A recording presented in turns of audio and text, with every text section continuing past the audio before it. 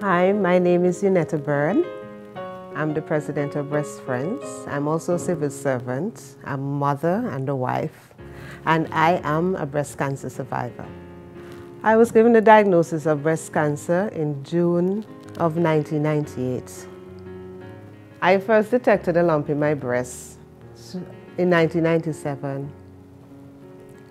I went to the doctor, had a mammogram done. The mammogram results came back negative. However, a year later, I discovered a lump under my armpit. Went back to the doctor.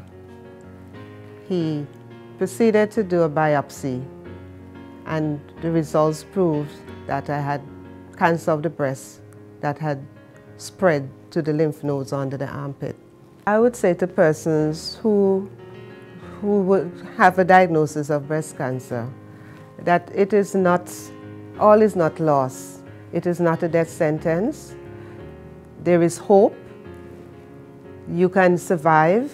You can live a long, normal, healthy life once it's detected early and treated early.